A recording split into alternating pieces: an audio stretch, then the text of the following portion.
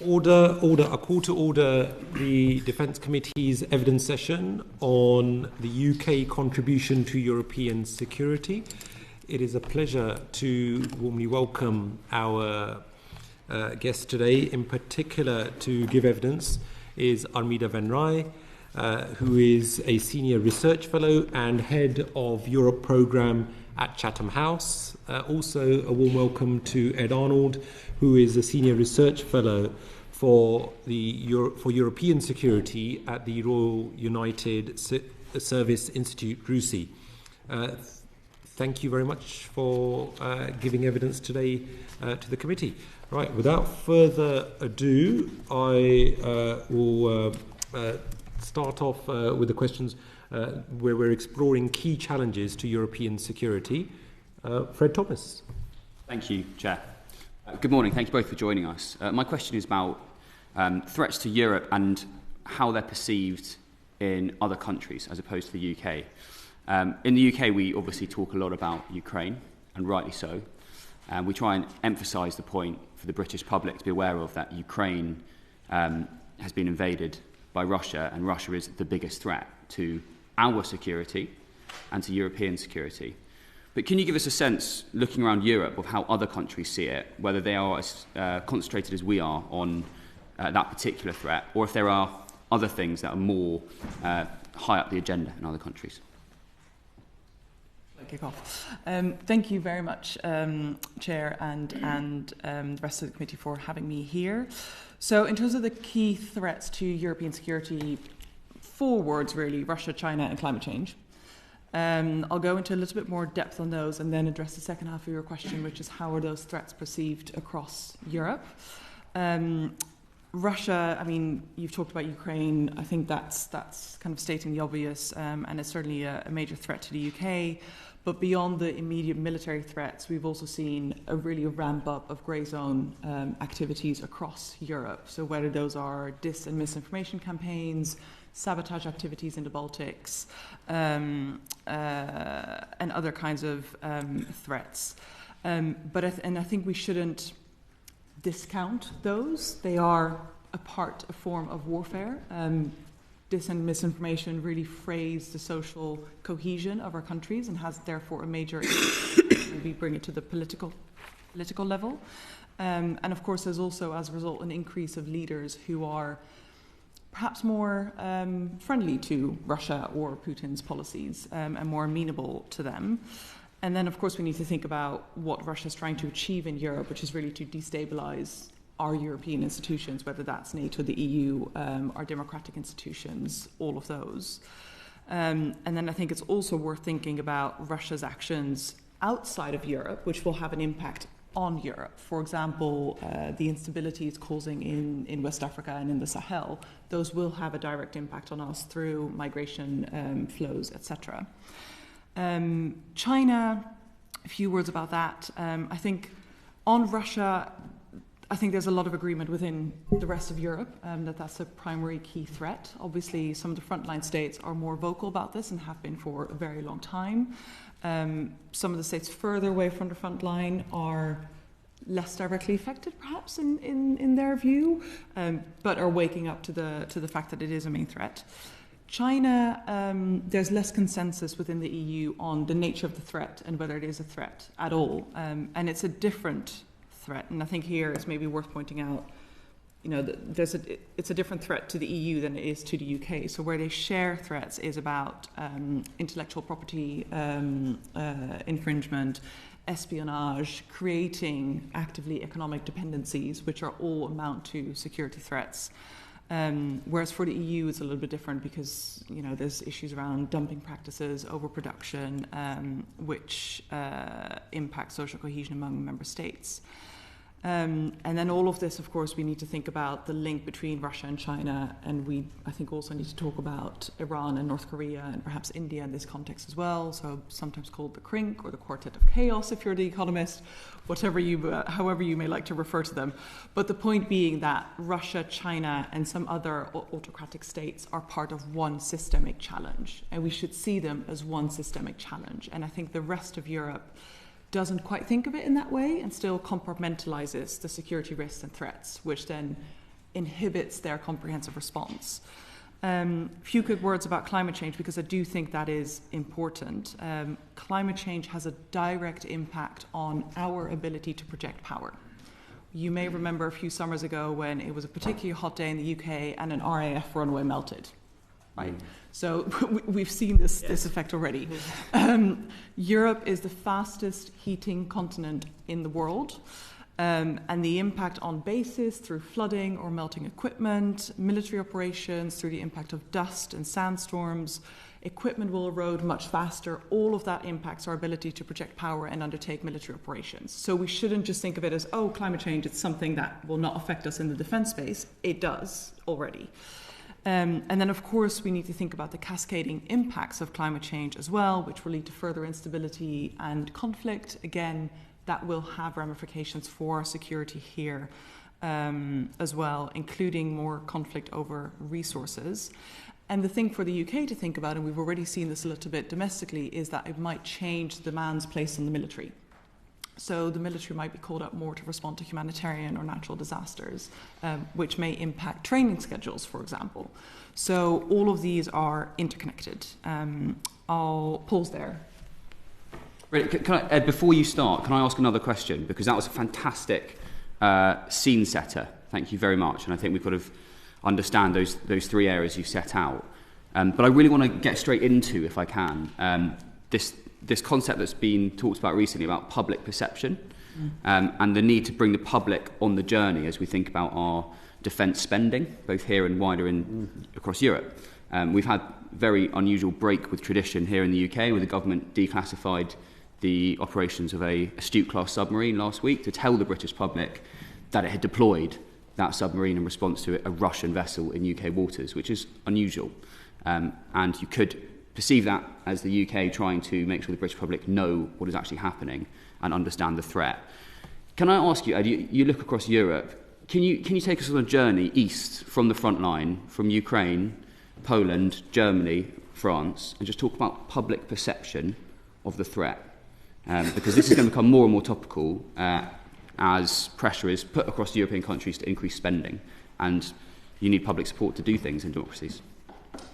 Yes, and I think linking to the first question, I mean, what happened in 2022 with Russia's full-scale invasion, that really focused the minds within Europe. I think the UK was, recognised the threat of Russia much earlier. Certainly internally, it didn't quite reflect that in strategic documents, but certainly from 2018 and the Skripal incident and then the HMS Defender incident in 21, Russia was enemy number one. And I think when you look at public perception within the UK, you can still see that. I mean, support for Ukraine remains very high within the UK. Polling out today suggested that 2/3 of the UK support higher defence spending.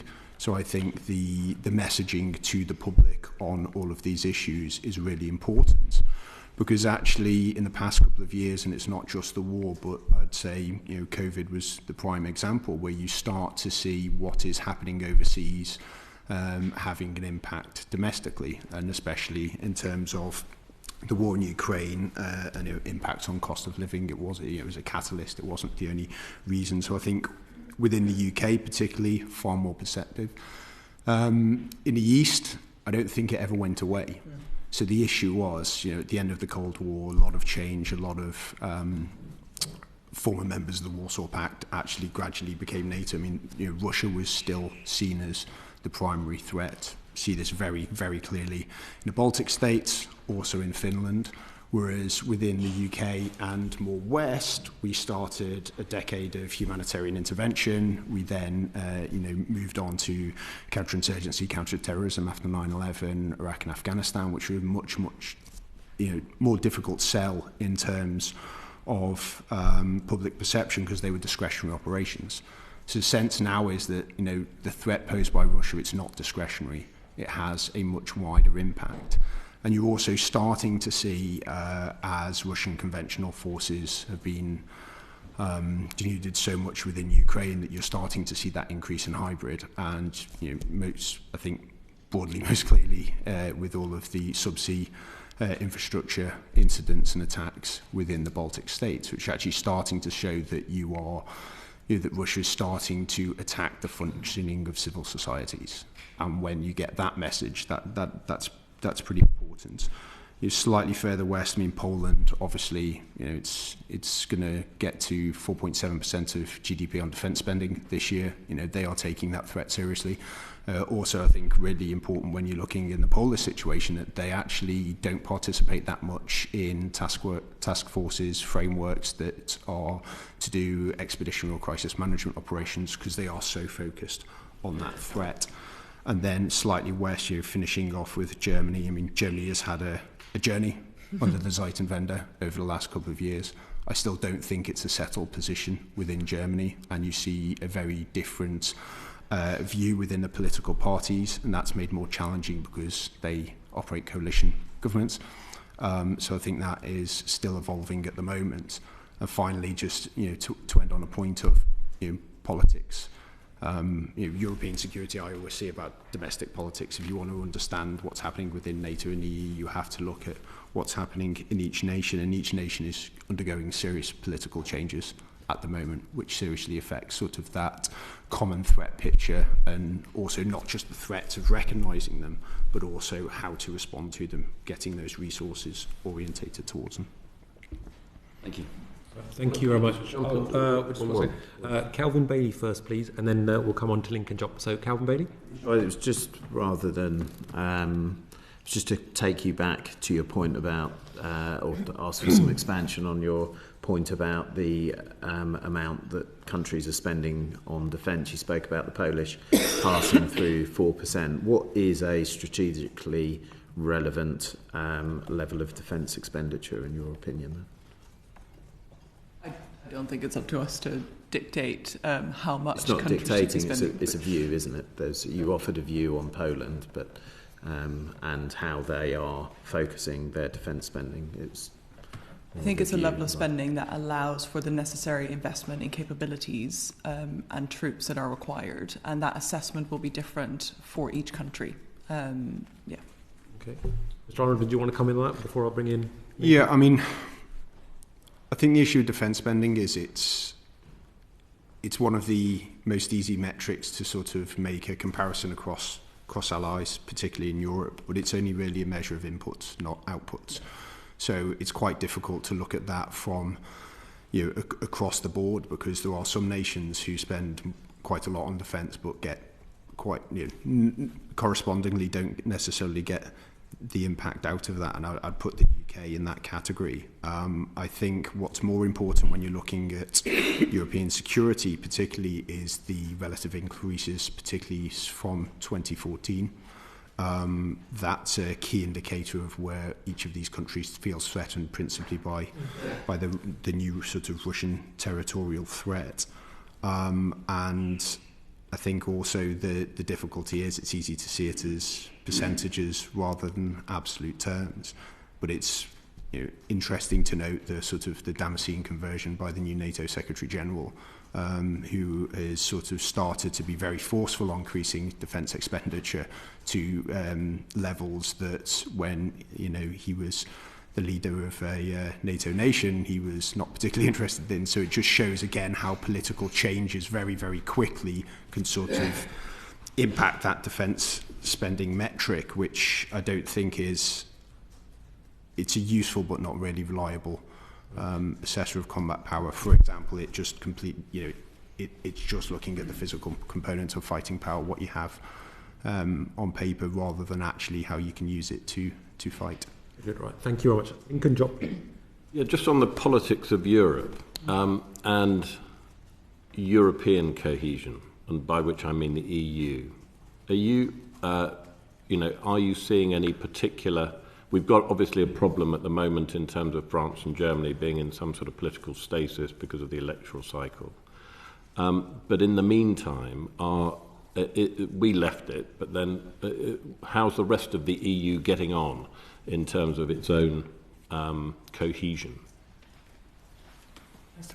So there's a couple of elements there. So the first, obviously, is France and Germany, as you alluded to. Traditionally, the drivers, the engine of the EU, going through particular difficulties at the moment, not just because of their electoral cycles, but also because, you know, the moderates are, or rather, the far right is on the heels of the moderates, and we're seeing that very clearly, and that has an impact on their decision making. So, for example, in the French draft budget, which wasn't passed by Michel Barnier, but they reduced their support for Ukraine from 3 billion to 2 billion because of pressure from the far right. So that had a direct impact on proposed policy.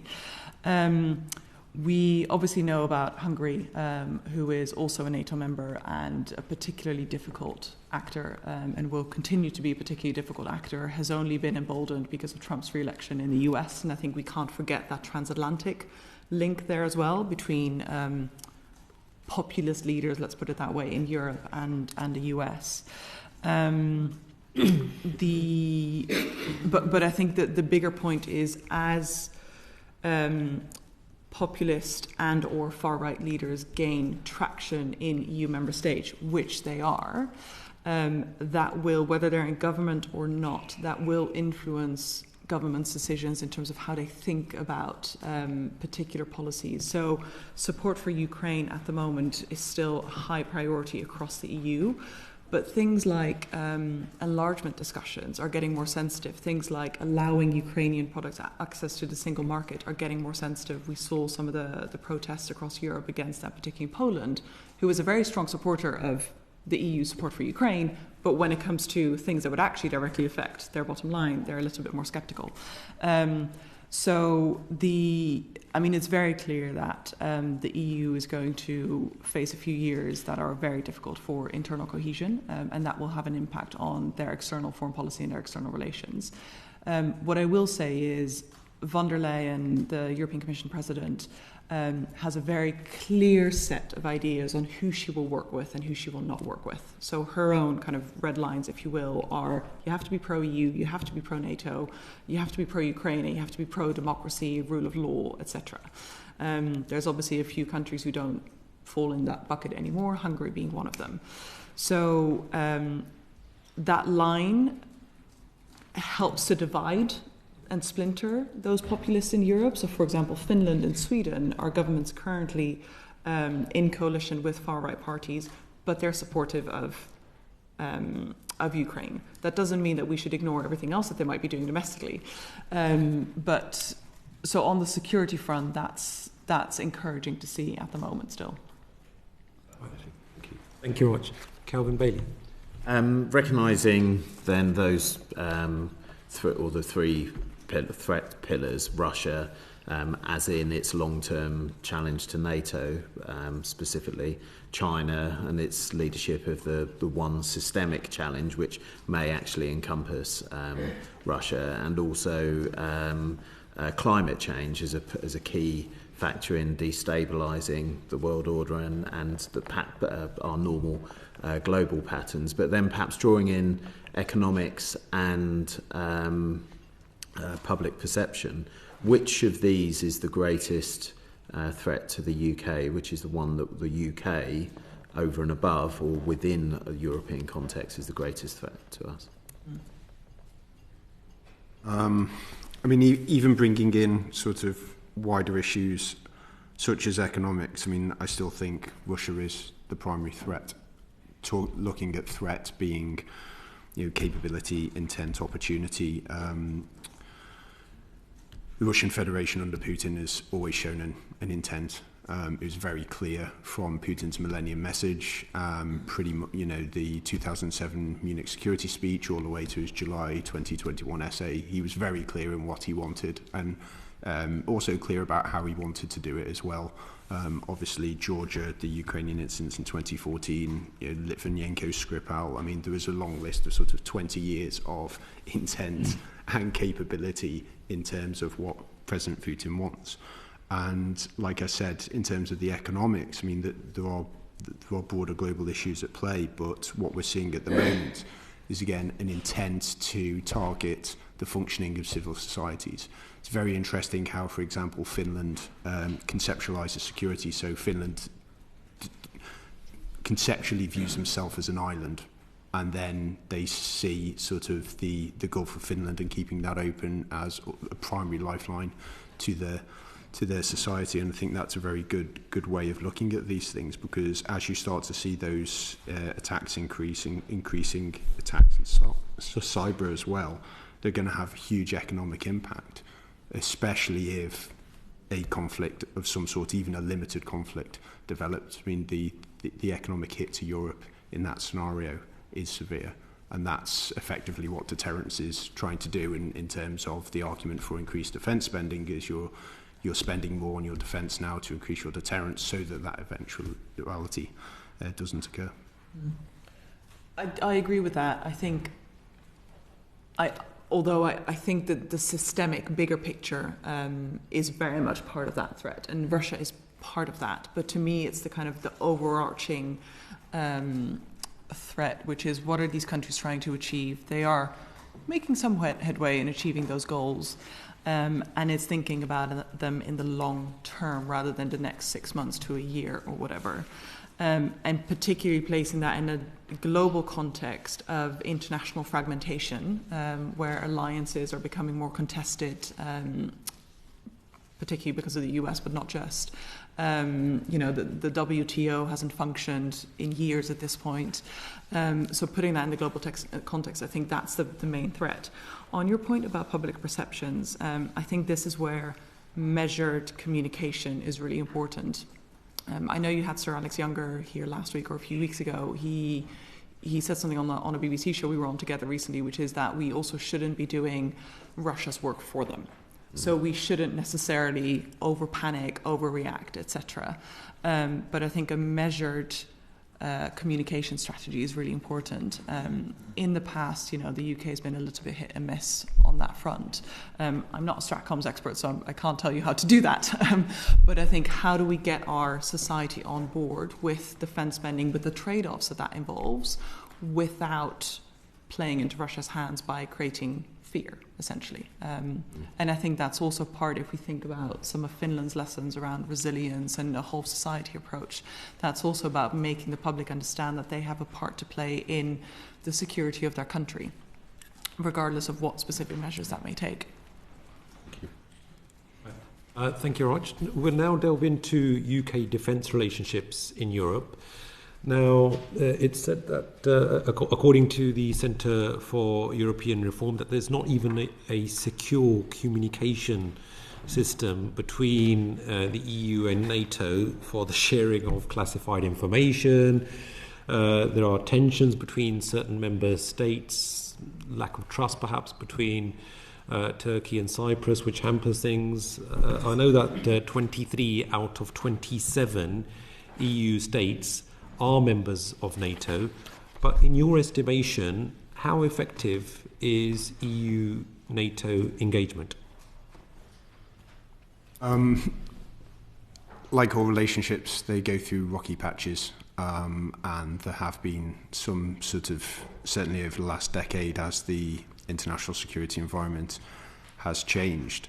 I think actually since 2022, broadly speaking, they've improved significantly. I'd also expect that relationship to improve greater under the new Secretary General, who comes from an EU member state as well.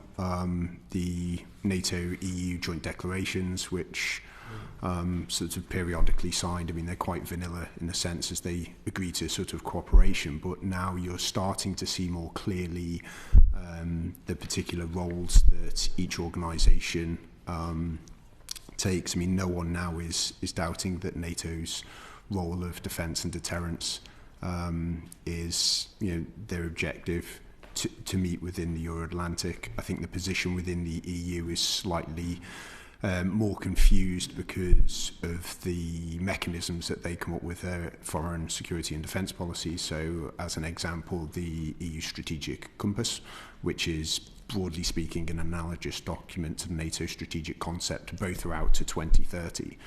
But the NATO strategic concept was due for review anyway in 2022, obviously after a period of expeditionary operations within Afghanistan, and there was a definite shift to calling out Russia as the primary threat.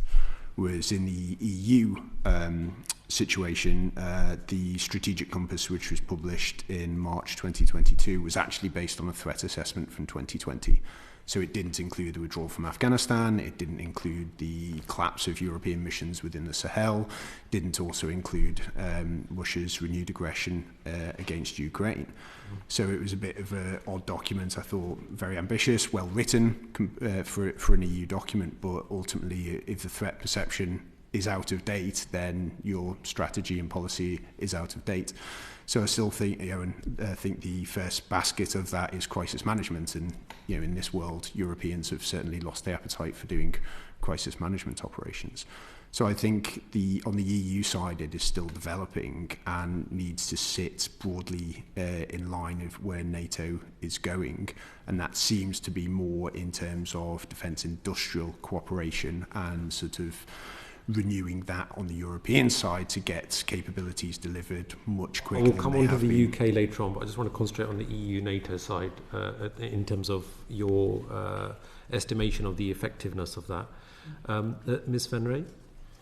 So I think the key point is that there's a lot of coordination, but less cooperation. Yeah. So they might coordinate activities, but they don't actually cooperate and interlink. Your point about intelligence sharing is a key example of that. Why do they not want to share that? Because some EU countries don't have good, deemed or are not deemed to have good enough intelligence agencies, and they're worried about leaks to Russia directly. So there's kind of key challenges there, and then the political challenge as well that you mentioned over Turkey, Cyprus, and Greece as well. I think it is worth highlighting that there's quite a lot of cooperation at the working level. Mm-hmm. So there's joint task forces and cooperation on hybrid issues, on military mobility, on space, on cyber, on climate change and defence, on disinformation, those kinds of things, which if we look a little bit closer, those are the kind of areas that the EU has traditionally done and NATO is now moving into a little bit more. So there is kind of at the working level, it's fine. The political level is more difficult and the intelligence sharing piece is more difficult. On that particular point, the EU Commissioner for Defence and Space, he recently told the European Parliament, and I quote, that the EU knowledge of NATO targets is surprisingly very limited. So it seems that even on the operational level, let alone the political, that lack of awareness, isn't that, as you, I think, in some of your writings have said that that's the Achilles heel, is the EU-NATO relationship? I think what he might have been referring to is the, and I've now lost the term for it, the capability... NATO defence planning process? Yes, the defence planning process, which is still classified at the moment. So that's why they wouldn't have direct access to that. But I think the issue is that the lack of cooperation then also risks duplication. So, as Ed was saying, it's positive that new Sec-Gen Rutte understands how the EU works, has taken part in the European Council meetings, seems very intent on increasing cooperation. But I think until some of those political issues are resolved, that will remain difficult. At the same time, on the EU side, as I mentioned, von der Leyen is clearly pushing into that space. And we can perhaps discuss a little bit later on whether that's on defence and operational or industry, and it's very much the latter. But so we need that cooperation. Right, we'll definitely be coming on to that. If I may just on that point, I mean, where there is an intent to cooperate at that sort of level, I mean, the hampering is not necessarily that the communication doesn't exist between the two, but the fact that NATO has NATO secrets and top secrets prevents the EU from viewing certain information, and I don't think that NATO would declassify it for that reason. And as an example, when I was back in uniform at NATO Supreme Headquarters Allied Powers Europe in 2014, on a Wednesday morning for the Commander's Update brief to SACEUR, the EU mission to SHAPE came to provide a brief. But effectively, we were having a large meeting of 52 people talking principally about Ukraine at that time, but all of the other areas within SACEUR's AOR. And then we opened the door and a Finnish officer came in and basically said, this is what CSDP missions have been doing for around 10 minutes. And then he left the room and then we all talked about Ukraine again. So it's kind of, there are mechanisms there, but I wouldn't say that they deliver particular value. They're, I think, quite perfunctory as apart from actually us wanting to know, or at that time NATO wanting to know what CSDP was up to, and the EU couldn't access NATO secret to find out what NATO was actually doing in regard to the Ukraine crisis. Okay, we'll be coming back onto NATO. No doubt members will be looking to delve into that, because some of us have served previously on the NATO Parliamentary Assembly. In fact, we've got the leader of the UK delegation to the NATO Parliamentary Assembly, who is also a member of our Defence Committee, who no doubt will be looking to question about that in a bit. But I want to go onto the UK government. Now, there's been a lot of talk from our government that they want that UK-EU security pact. Now, in your view, should we focus in on getting that UK-EU security pact, or should we use our own leadership within NATO to improve cooperation with the EU, or can we achieve both? Ms. Van Rey? Both. A UK-EU security pact would do something quite different than the UK's role within NATO. So I think we can't assume that if we've got one that replaces the other, if that makes sense. I mean, I'm happy talking a bit more in terms of what would be a useful outcome for the security pact, if that's useful. Yeah, just briefly, because then one of the other members wanted to ask about that as well. Yeah, okay. I mean, what I'll just say is that obviously any negotiations between a UK-EU security pact takes place in the context of the wider UK-EU reset, which the UK government has said it wants to undertake. Also takes place in the context of the TCA review happening next year. But I think the point on the security pact is that it is a useful way to build on the political declaration of 2019 and kind of get to low-hanging fruit without needing to go through it's not legally binding, so it's easier to do essentially. But what I will just say why I think it's got particularly added value is because so far foreign policy cooperation between the UK and the EU has been ad hoc. Right. And so far we've been in alignment, for example on sanctions on Russia. That might always be the case in future. So having a particular forum or structured dialogue where those conversations can take place is useful. I'll leave it there. I have more to say on what that might look like. Yeah, but I promise we will be coming back onto that. Mr. Arnold? I mean, I'll agree, just say both. They're not a substitute for one another, and we'll talk about it later, I'm sure. Good. Well, it's good to have your views on that for the record. Alex Baker? Thank you, Chair. Mr. Arnold, we have a huge amount of defence and security commitments beyond our border, NATO first, a whole host of multilateral forums within Europe, and then there's the GEF, and it's that I want to ask you about today. What role does the GEF play, and how does that interact with NATO? So I think, first and foremost, I mean, the GEF is designed and is developing to be complementary to NATO. It's a very regionally focused membership, looking particularly at Northern Europe. It came out at the Wales Summit in 2014. So effectively, the GEF has done its first decade up to now, and then at the Visby Summit at the end of last year, it signed a vision for another 10 years. So I think the first point on the GEF is that it's a framework within European security that is here to stay and has ambitions. That said, the second decade of the GEF is going to be far more challenging than we've seen in the first. And the GEF needs to recognise that and orientate towards that, probably in terms of renewed sort of political attention and also taking on more of those military tasks within Northern Europe, where it can take some of the pressure off potentially NATO and act in a more flexible way. I think its key successes this far is that as a convening role from the UK and amongst like-minded nations, that when you look at defence increases since 2014 as the GEF compared to non-GEF NATO members, it's significant, 150% increase versus 103 averaged out for the others. And then also the other second metric is support to Ukraine. So if you measure support to Ukraine from the GEF nations committed, it's close to $70 billion. And then when you look at European NATO, the other 18 members from the data sets, it's 58 billion. So in terms of looking at the GEF and what they have committed to Ukraine, I mean, that's significant, especially when you get the larger economies of France, Germany, Spain, Italy, not members of GEF. So that is a real strength.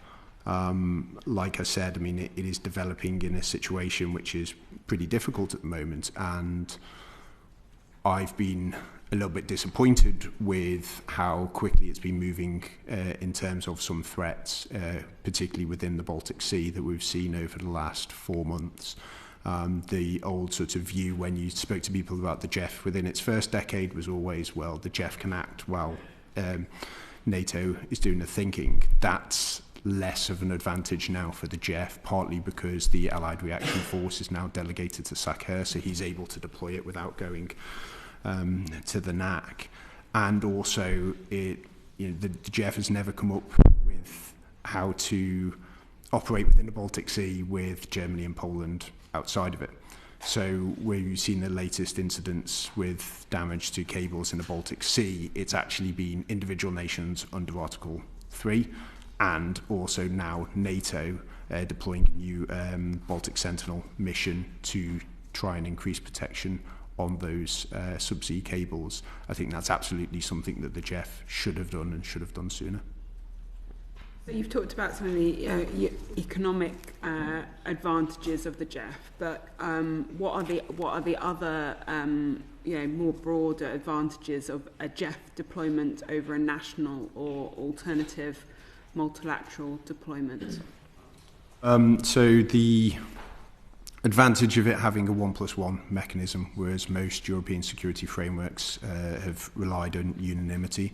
There's an assumption that that one has to be the UK, just because of where the operations are commanded from Standing Joint Force headquarters, but theoretically it could also be just two nations under the GEF banner. I think that's probably the biggest advantage when you look at the military capabilities combined that the GEF has as well. So, for example, 5 of the 11 air forces within Europe that operate F-35 are GEF nations. And also there was very good bilateral, trilateral cooperation within those nations that underpin. And the way that the new NATO family of plans works, the regional plans, is effectively they're extrapolating up from Article 3 national plans into these 3 regional plans and a reinforcement plan. So under that construct, a stronger GEF automatically means a stronger NATO, and stronger NORDEFCO means a stronger GEF. That also means NATO. I mean, I know that synergy doesn't happen like that in practice, but that is sort of the way that the complementarity of GEF is continuing. And the UK has obviously played a key role in GEF over the last decade, providing leadership and expertise. Is our leadership within the GEF still valued? Yes, absolutely. And there was a view at the leaders' meeting in Tallinn that sort of that wasn't on display as much as it had been in the past. Actually, since the leaders' meeting in Tallinn, I've heard sort of at that operational level, it was the cooperation, the leadership from the UK was significant and far more advantageous and valuable to the members as other frameworks such as the Nordic Baltic 8, and that is one of the key benefits of GEF, is that it's a framework nation lead, so it's the UK in the lead, which is very clear. Generally speaking, in European security, when you've had other frameworks, task force initiatives which have peer leaders, so for example the UK or France Germany, they don't work. So from a leadership point, I think this one works. And it was also interesting a couple of weeks ago when the announcement was made to activate Nordic Warden, which is effectively a surveillance tool within the Baltic. So it's the idea is you using algorithms to try and identify Russian shadow fleet so that then you can go and take a closer look. That when the press release was there, both the Prime Minister and the Defence Secretary, I mean, they linked it very much to, I mean, the Prime Minister explicitly linked Jeff to his plan for change. So there seems to be a lot more focus in on the Jeff. The next leaders meeting is due in Norway in May. So I think we're going to see quite a lot more, hopefully, in terms of Jeff development. And just as the sort of international calendar comes, it's just ahead of the NATO summit in June. So that is really an opportunity where the Jeff can say to NATO, you know, these are the you know, those military tasks that we're going to take to focus in on Northern Europe to make that flank much stronger. Presumably you think that our commitment to the Jeff over and above our commitment to NATO is good value for money for UK taxpayers? Yeah, absolutely. And you know, the way if you're going to have a NATO first defence strategy, I mean, it's the same as Jeff first, really.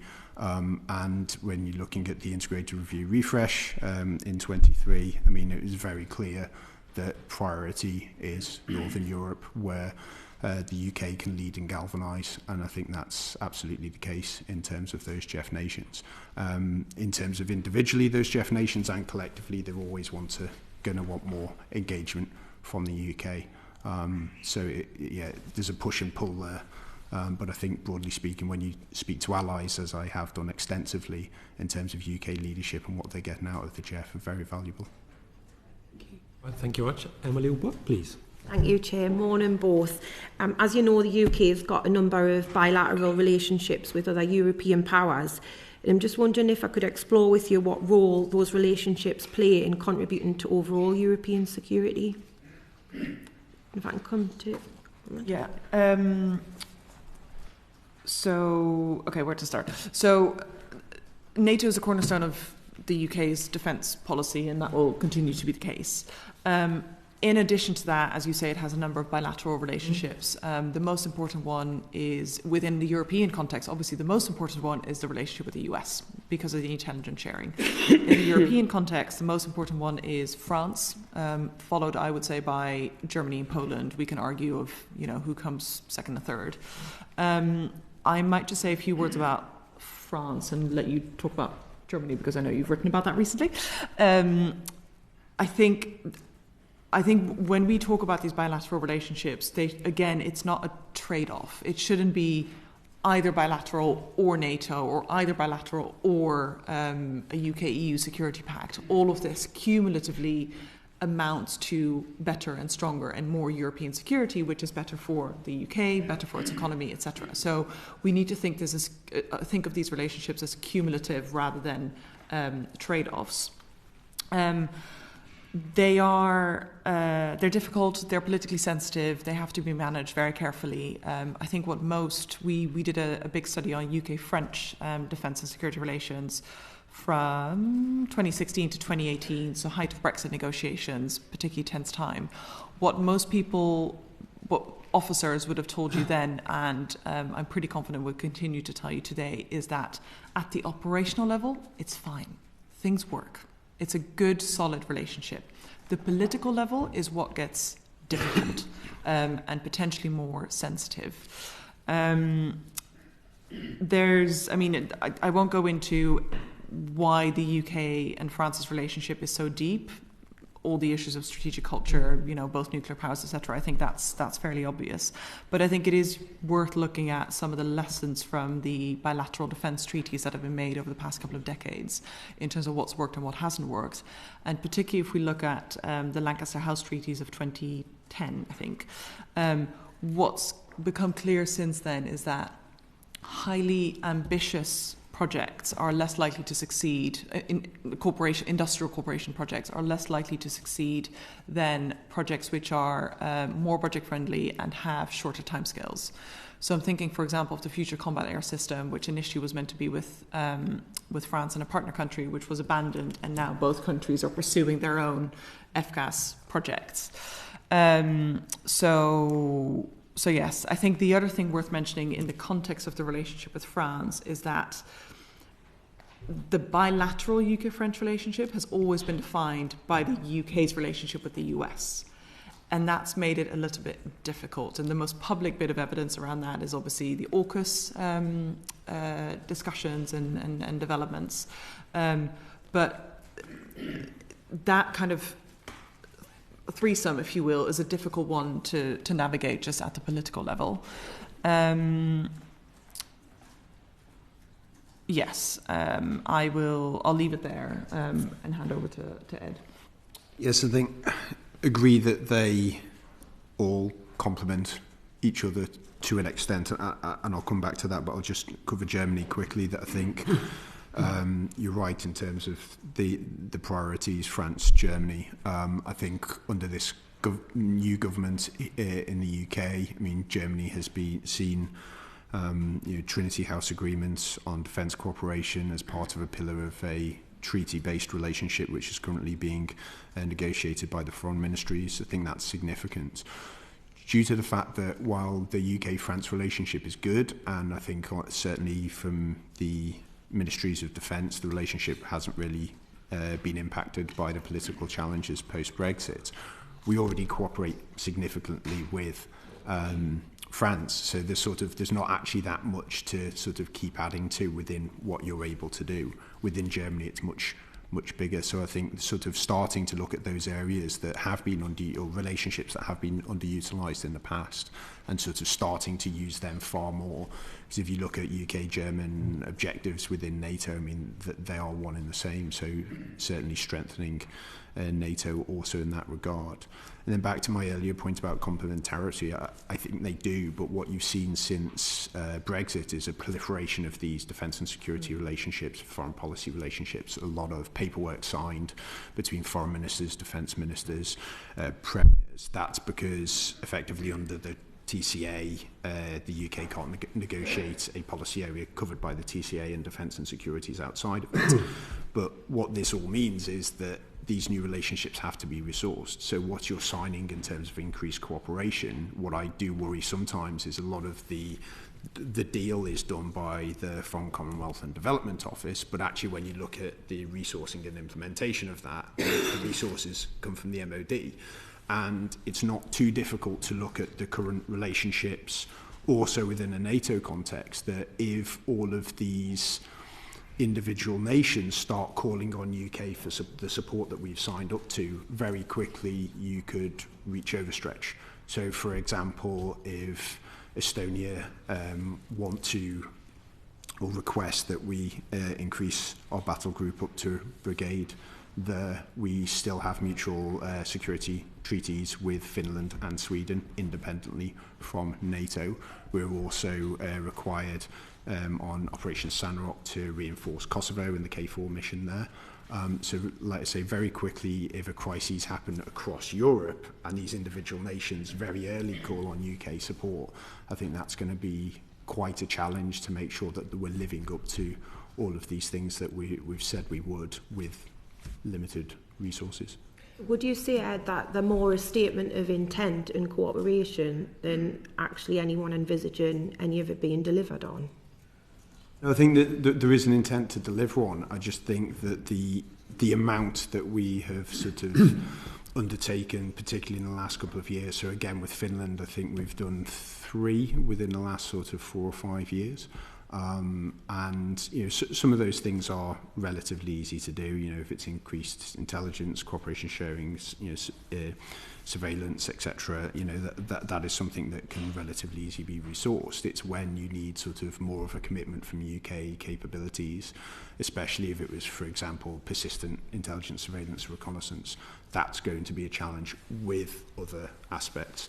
And again, another example, after the October the 7th attacks, we had our maritime patrol aircraft over in the Mediterranean as well. So if our maritime patrol is in the Mediterranean, it's not in the high north looking for submarines as well. So all of these relationships can pull in different ways in some regard, and I think the UK just needs to be very cautious of not getting overstretched in those circumstances. And that's also about prioritisation, I guess. I just want to add to that, which is the point on the flurry of bilateral declarations and treaties that we've seen. Well, few treaties, but declarations. The UK obviously does this as a standalone country, putting it, bluntly, whereas when it is negotiating with other European partners who are also members of the EU, those might be bilateral relations, but the EU member states will also always consult with the European Commission. So all of this for them takes place in the context of being an EU member state, and that will always be a key priority. So I think it's just worth thinking about it from the other side as well. You've both mentioned about political instability across European countries. Do you think any of these bilateral arrangements are at risk because of that? Not with the one sign, no. So, I mean, no. I mean, we'll see what happens in France. But ultimately, that relationship is so deep. I mean, they share nuclear intelligence. They share nuclear facilities, It's very hard to undo some of that. And I think it depends a little bit on which side of the how potential disruptive parties feel about defence and security policy. So where there might be slightly more risk, as in Germany, for example, where there's clear kind of parties who call themselves peace advocates and things like that. It is very unlikely, however, that they would come into a governing coalition. So I don't see that as a major risk. The other agreements that have been signed have all been with countries who are very strong on the defence and security space, and it's obvious why the UK would go for those. Yeah. Is there any country that we don't have a bilateral with within Europe that you think we should? What do you think with Italy? Yes, we do, mainly on economic security sides, and now GCAP in terms of the treaty for that development. I don't think there's any gaps that you would look at and say that is something that we really need to pursue. I also think that again that the very fact that you say your foreign ministers go to a signing ceremony, I mean there's value in that relationship and binding it together as well. I think we've got very good coverage. Like I say, after there was a proliferation of them over the last decade or so, and there's ones that are very, very strong. I mean, although we've talked more traditionally about France and Germany thus far, I mean, the relationship that the UK has with Norway, as an example, I mean that is genuinely significant, growing. It is.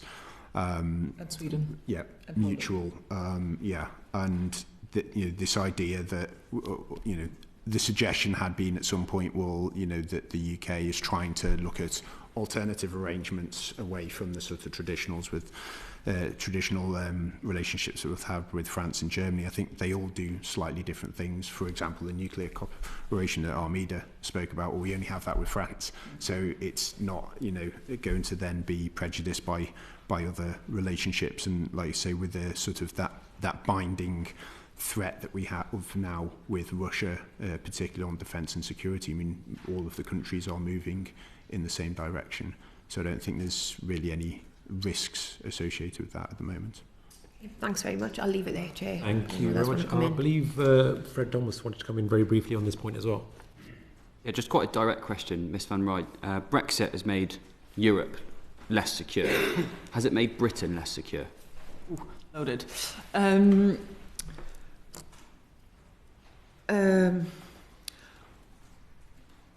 I think Brexit has obviously complicated UK engagement in EU defence mechanisms. And as the EU, especially the European Commission, is moving increasingly into that space, particularly in the defence industrial space, if we, as in the UK and the EU, can't sort this relationship out, particularly on the defence industrial front, there is a risk that UK defence companies miss out on potential EU funds, and that might have indirect implications for UK security. I think ultimately, because of everything we've said so far, NATO being the cornerstone of UK defence policy, I wouldn't want to go as far to say that leaving the EU has made Britain specifically less secure, but it's certainly made it more difficult to cooperate on foreign security and defence policies, and therefore indirectly might have consequences. Which is a very politician's answer, I recognise. Very good. The answer, and it was a very loaded question.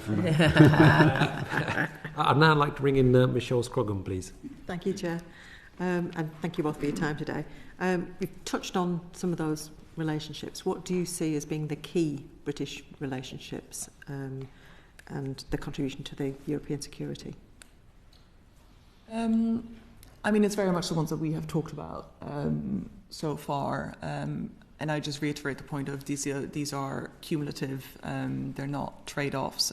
I do think, and we can get into this now or later, but I do think there's something beyond a framework. We need to think about a better defence relationship between the UK and the EU, because ultimately, in the medium term, that will help with developing capabilities which will help keep Europe as a continent safe and secure.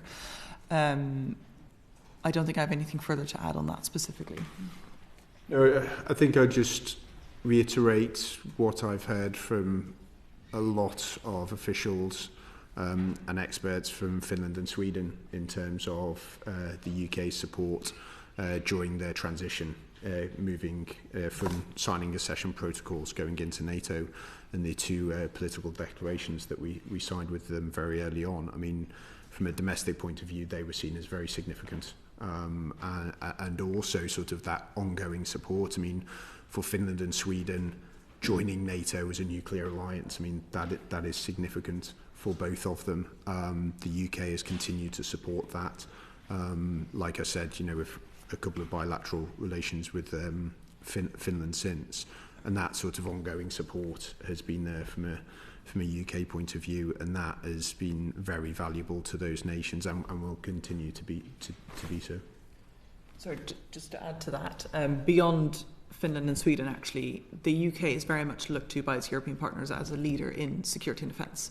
And there's always a bit of a sense of, if the UK is training Ukrainian troops, maybe we can do it as well. So it is seen as a leader. Where the UK goes, others may consider following. And I think the UK really can't underestimate that leadership role. Of course, that has to be backed up by capabilities, by troops, by the actual ability to do all of this as well. Specifically looking at where those relationships either complement each other or where there are tensions. You know, which of those relationships do you see as complementary, and where do you see other relationships that could be tension within that?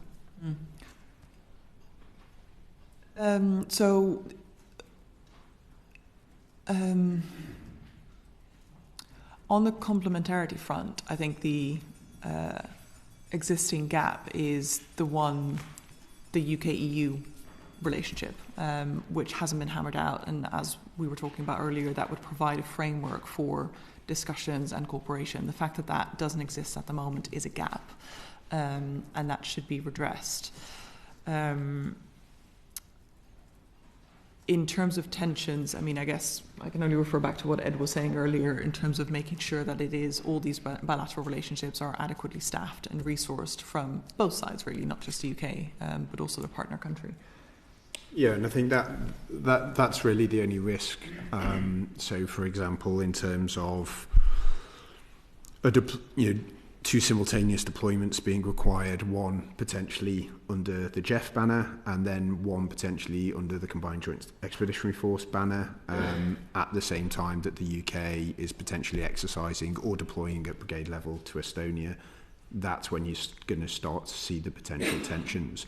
But I don't think that that's necessarily anything unique to the UK. I mean, within European security, troops are traditionally, double-hatted, triple-hatted. Even when they're triple-hatted for external operations, they're also then used internally for things such as COVID vaccinations, etc. So sometimes as a fourth emergency service. So all European nations have this issue. Like I say, it will not be uncovered until there's times of crisis. Obviously, we've got many multilateral and bilateral agreements. Do you feel that ecosystem works well or are any of those agreements actually hindering and getting in the way of one another? I think they could be rationalised. So again, within European security, generally speaking, frameworks initiatives that aren't doing so well don't sort of get decisively killed off. They sort of just carry on in the background. And while that's not necessarily a real problem, a lack of capacity is. So, for example, with a lot of these sort of overlapping frameworks, you will have additional meetings sort of on the sidelines. So if there's a NATO Defence Ministerial in Oslo, you'll then also have a JEF meeting because all of the defence ministers are there. You might also have a NORDEFCO meeting. You might also have a Northern Group meeting, which is, you know, the same membership as the JEF plus Germany and Poland. So the issue with all of that is, from, again, an MOD perspective, largely on that example, those meetings all have to be staffed, but they're the same agenda and they're all broadly talking about the same thing.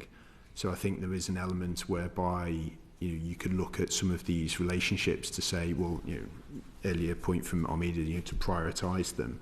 I think quite often we see a meeting of one of these frameworks as an end in itself. So we measure the output or the health of that organisation by a meeting, which I don't think is particularly valuable. And in the case of some, for example, JEF, I mean, in terms of a JEF Plus agreement, which is quite loosely defined at the moment, where Poland and Germany are there, I mean, why is the UK MOD having to staff a JEF meeting and a Northern Group meeting to talk about exactly the same thing? It would be probably better just to say to Germany and France, should we all just get together and discuss? It doesn't really matter about what sort of flag is on the table.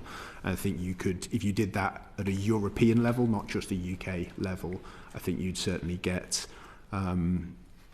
easier mechanisms and probably slightly quicker. Sometimes I think these things can become quite perfunctory from a foreign policy perspective, whereas I think, you know, 10 years ago that didn't really matter, but in the security environment now, you know, ministerial attention and time is very valuable on certain things, and I think we do need to prioritise them.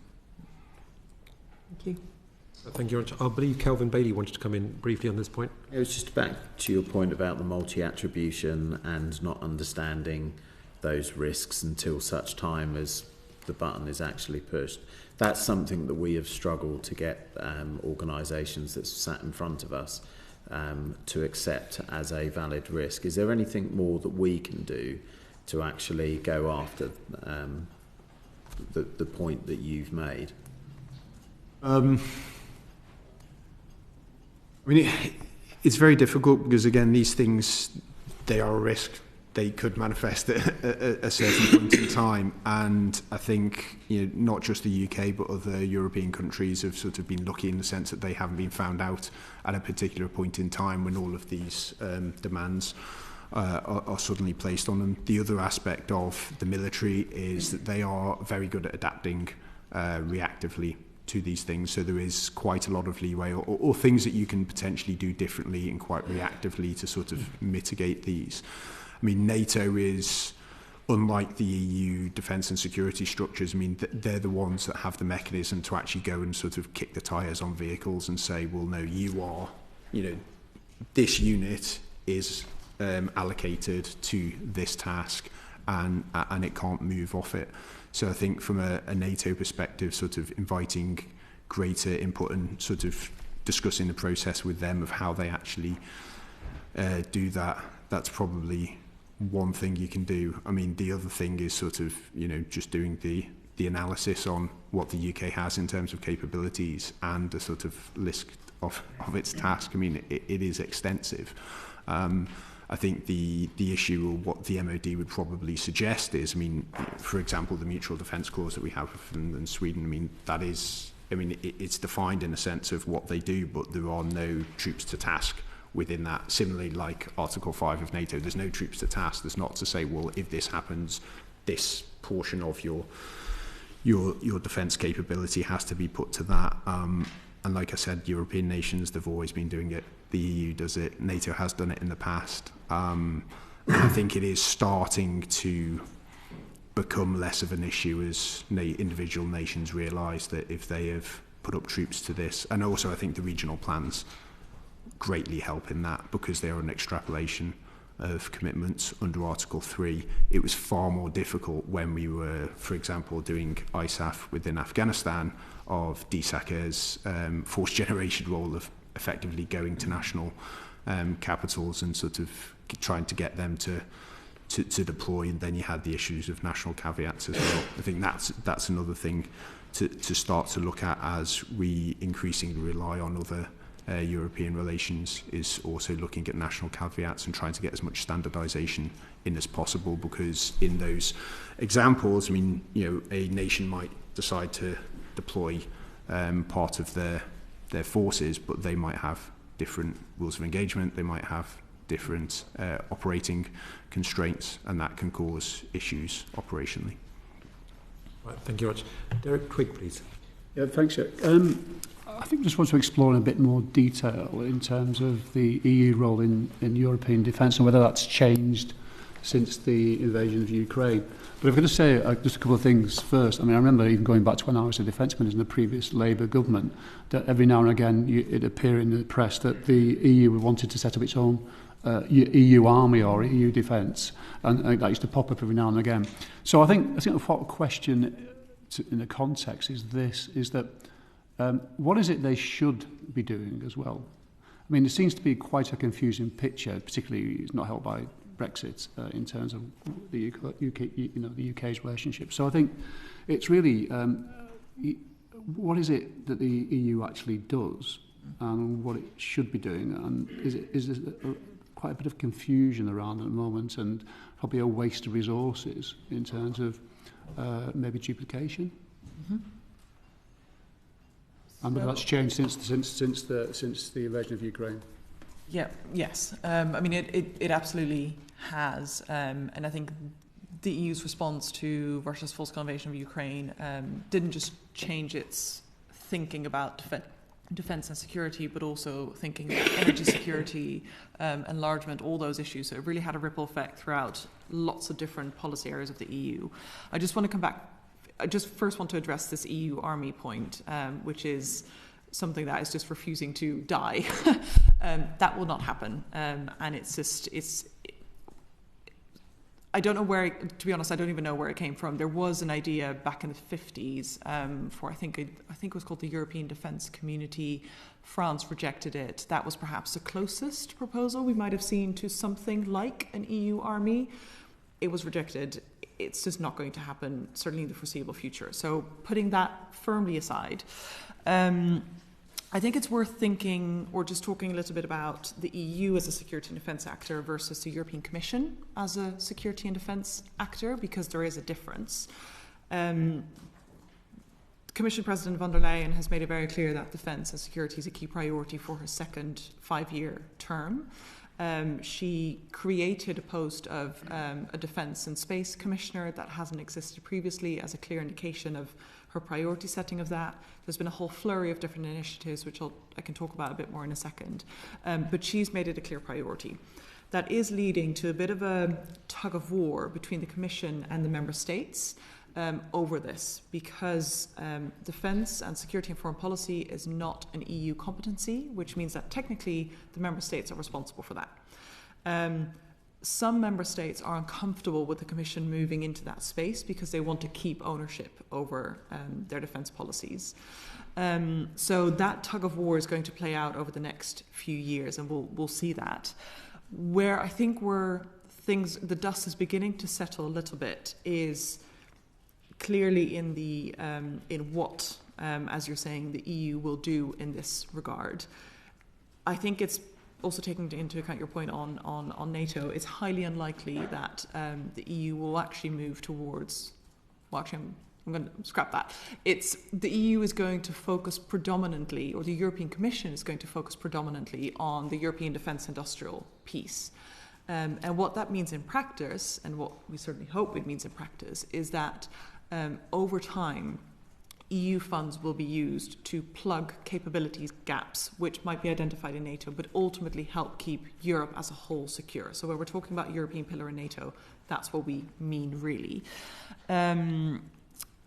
I think, and I'm not just kind of making this up, the political guidelines, which is the speech where von der Leyen clearly indicates her policy priorities, which she made to the European Parliament as part of her re-election campaign back in July of last year, made that very clear in terms of the focus on defence industrial. There have been, there are EU missions under I always get the acronym wrong because I'm dyslexic, but I mean CSDP, yes.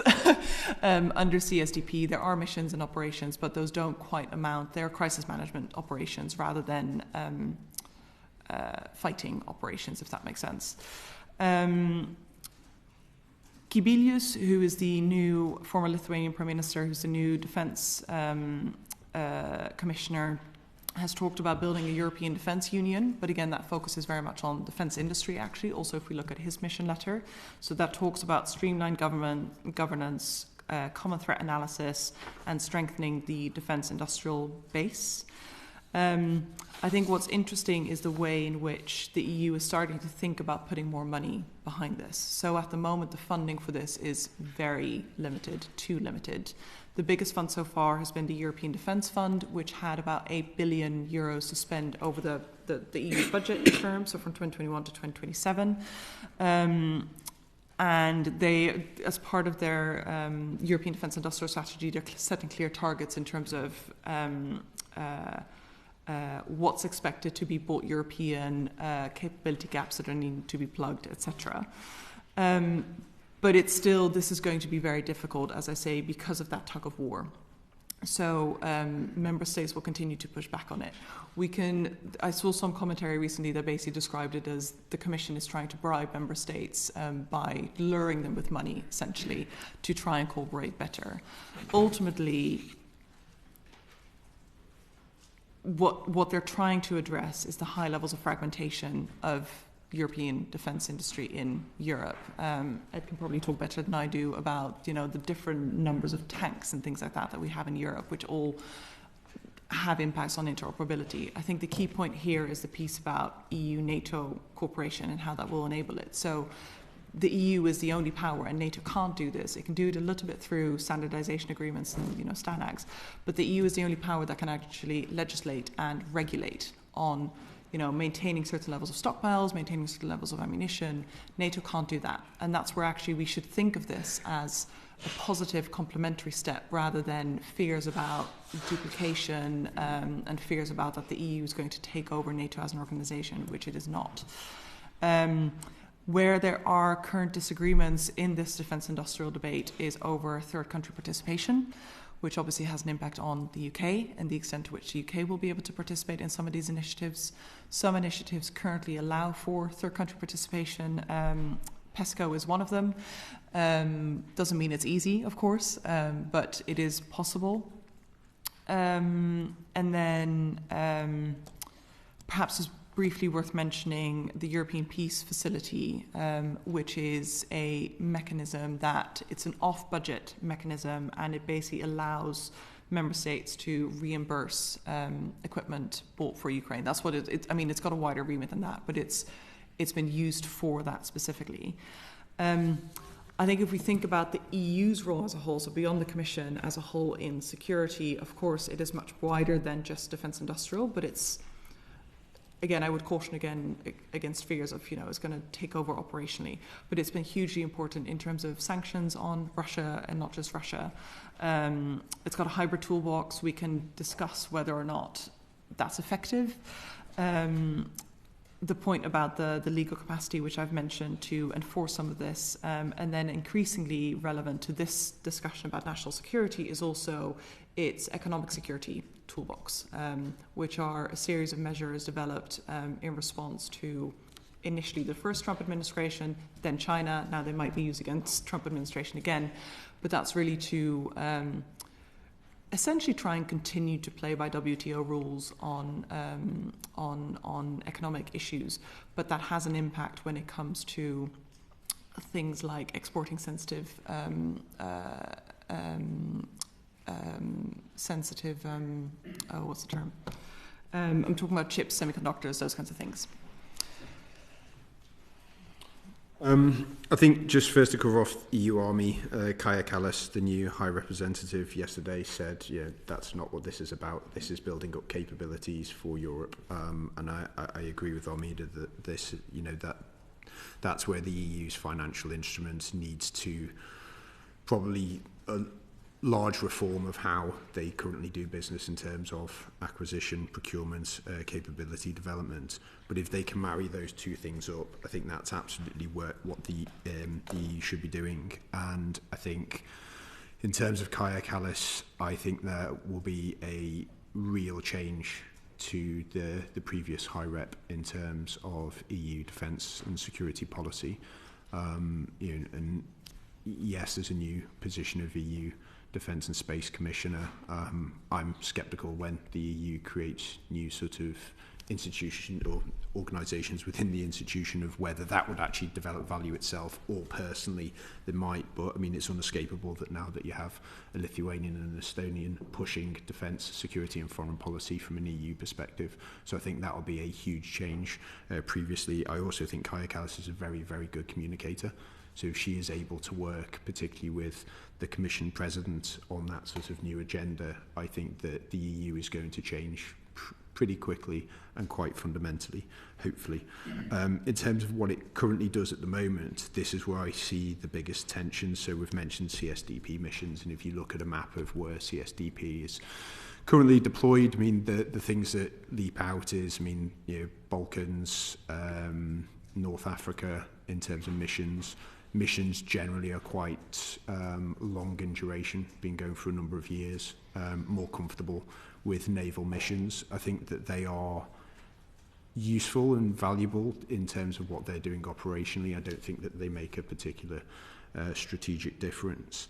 And like I said, this is where there's a bit of a tension within the EU, and it's probably one more of really having a proper defence and security strategy, so that the strategic compass, which was published in 2022, has crisis management as its first basket. But that was based on a threat assessment which is totally out of date. And in terms of European participation in missions out of area, I mean, whether it's been NATO or EU, they don't have a good track record, principally in Iraq, Afghanistan, Libya as well. The European missions within the Sahel over the last decade, I mean, total collapse because of the way that they were configured. And effectively, Russia was able to pick off the French, and then all of because the French were sort of the lead for a number of those missions, they all sort of deteriorated. So it's actually quite difficult to understand what CSDP is going to do forward, and there's still an element of the unanimity which hurts the EU. Prime examples of this is the military mission for training Ukrainians. Training is something that the EU has dined out on for decades to say this is really what we do, it's what we're really good at, and actually NATO has not been very good at. So in terms of that delineation, it's quite clear. But they took far too long to establish an EU training mission. Now that it's established, it's going quite well. But at the time, Sweden and Finland, who are not members of NATO, decided to join Interflex within the UK because they were waiting for the EU to develop that mission. Same in terms of anti-Houthi operations within the Red Sea. The EU took far too long to decide the mission parameters to the point that and it's something that we also have to recognise, bearing in mind what happens under a potential UK-EU defence and security pact. The UK's sort of operational tempo, strategic culture is not a good fit. So it's not just about creating those the procedures and the ability for us to join CSDP. If there's a crisis and it needs a military intervention of some sort, the UK just wants to go and deal with that threat, and that's primarily why the UK and the US work well in terms of those operations. And then there's also a wider point, and this is not just EU as well, and the example of this I'd use is the evacuation for Khartoum in 2023. I mean, again, we have so many of these task forces that are designed principally for non-combatant evacuation operations, the type that we saw in Khartoum and Kabul. And actually, when the crisis happens, it's always just national missions.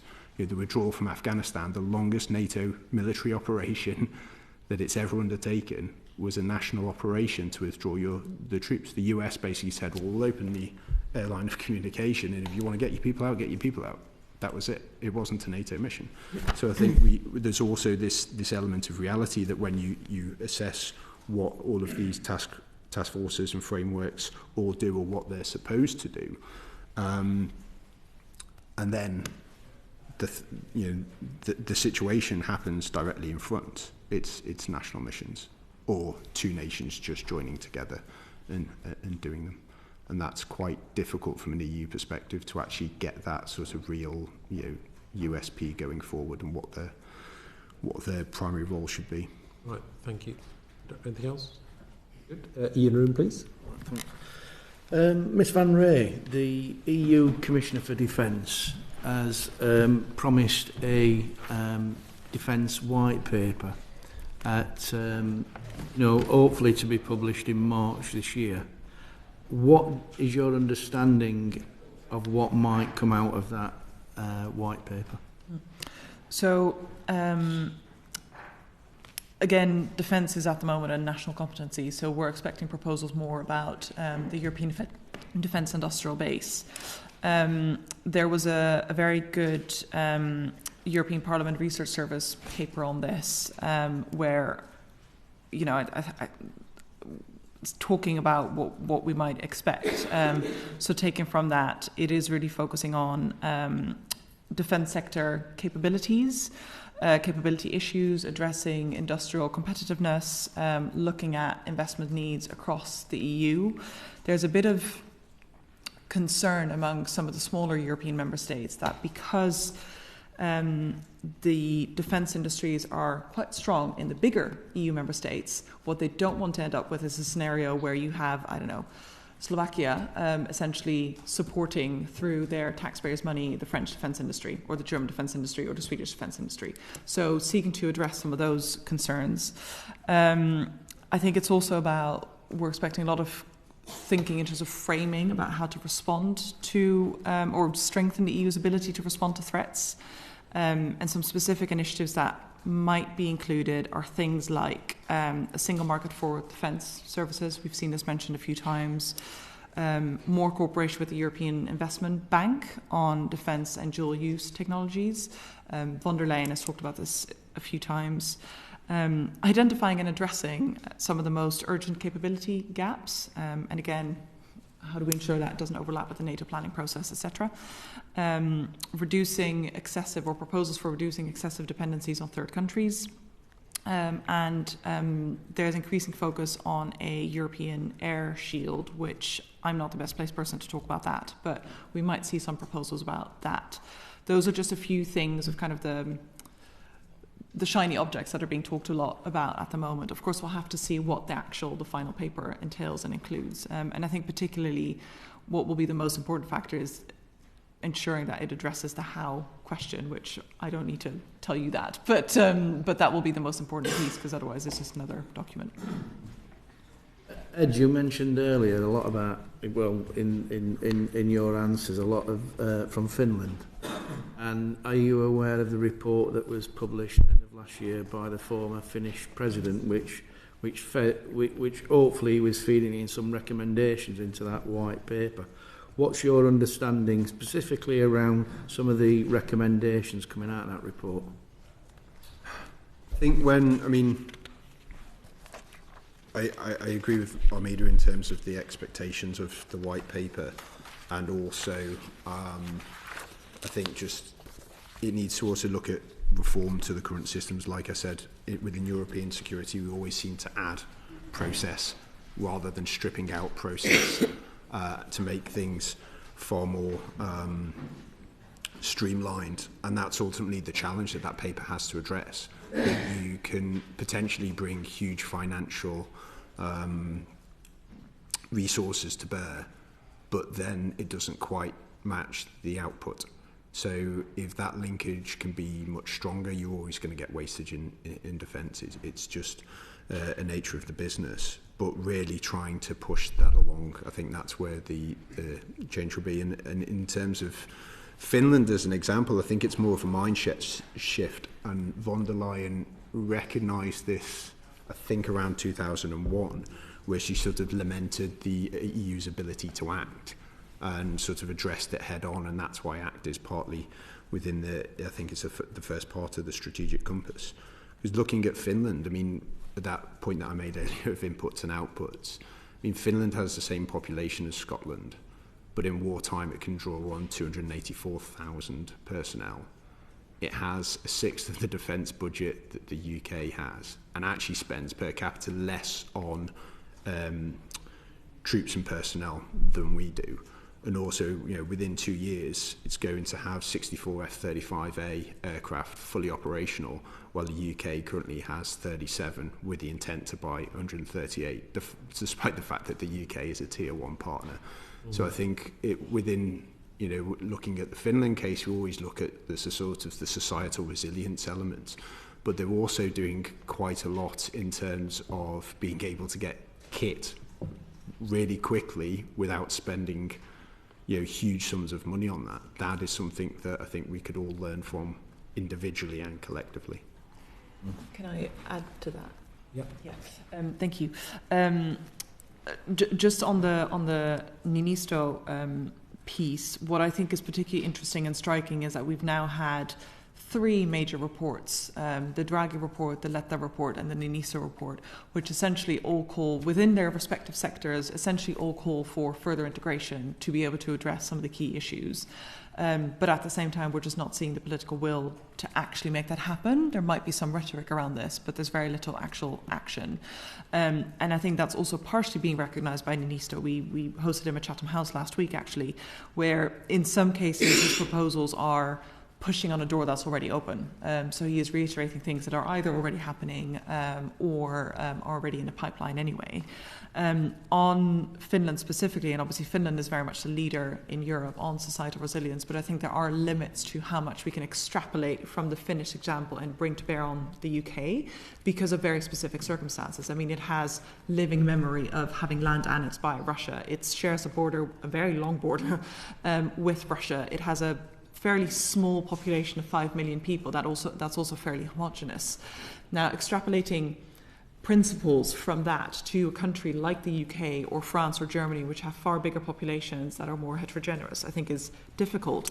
But I think what is interesting that we can learn from them is some of the institutional setups that could actually also be beneficial and can more easily be duplicated in other countries. So, for example, they have their National Security Secretariat, which whereby it's not just members of key ministries, but also key members of key businesses, members of civil society who are all part of that. And I think that's just one way and one example of how you start to create a whole of society approach to resilience, to foreign policy, to defence.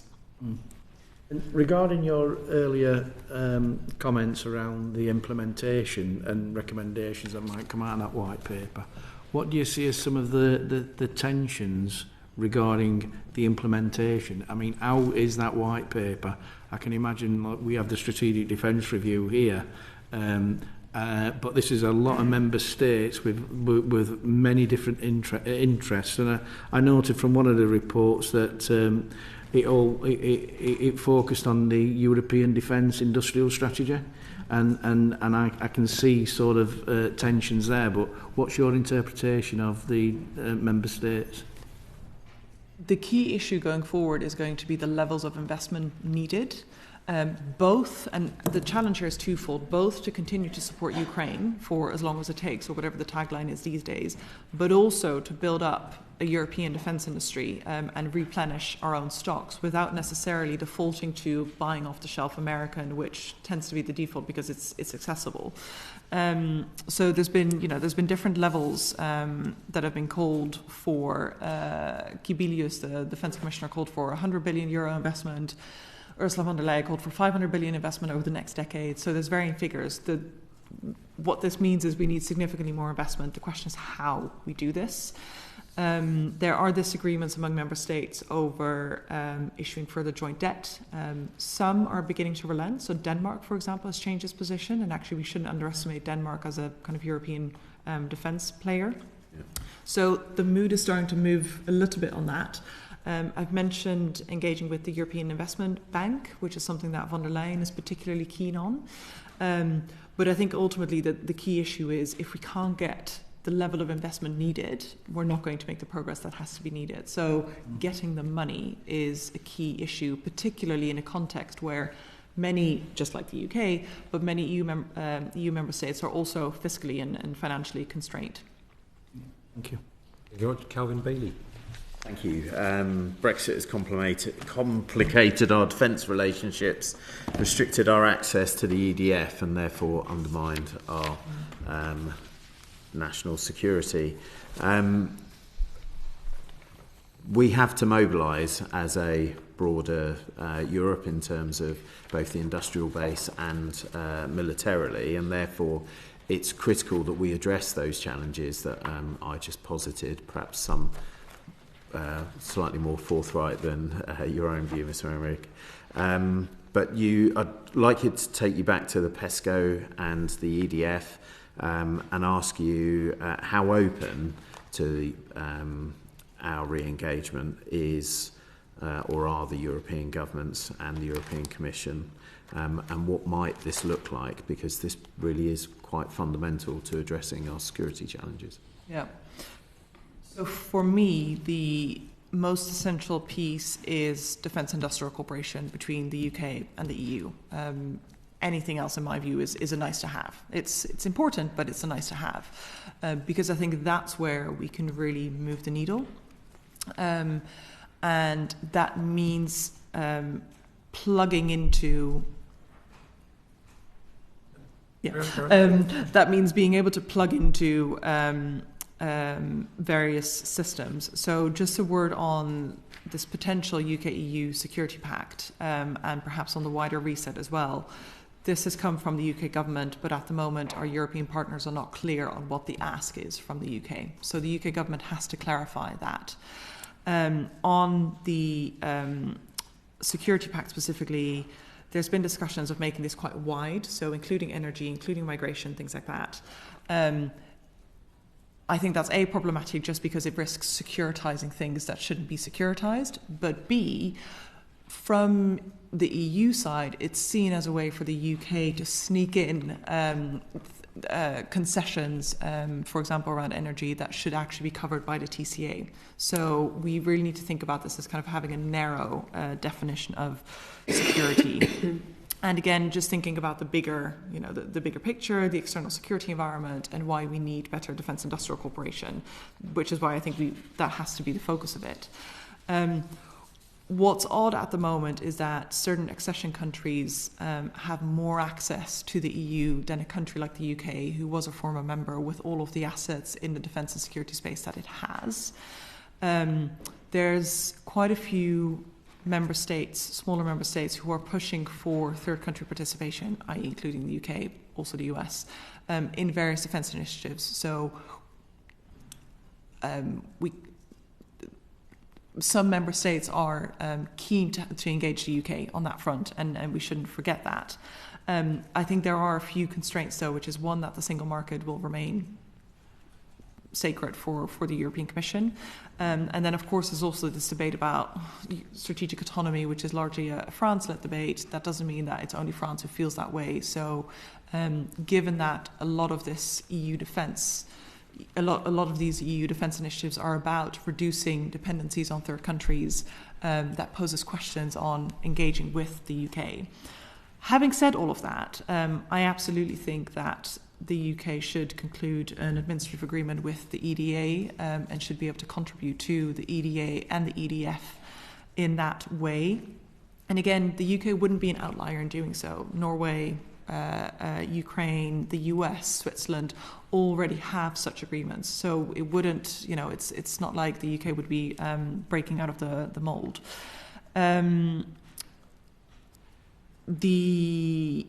I think maybe the final consideration is to say that the UK's red lines when it comes to not rejoining the single market, not rejoining the customs union, have a direct impact on what's possible in the defence and security space to collaborate with the EU. So that's one of those that has to be thought through quite carefully. If those are the UK's red lines, that's fine. But it does have a direct impact on how much can actually be achieved.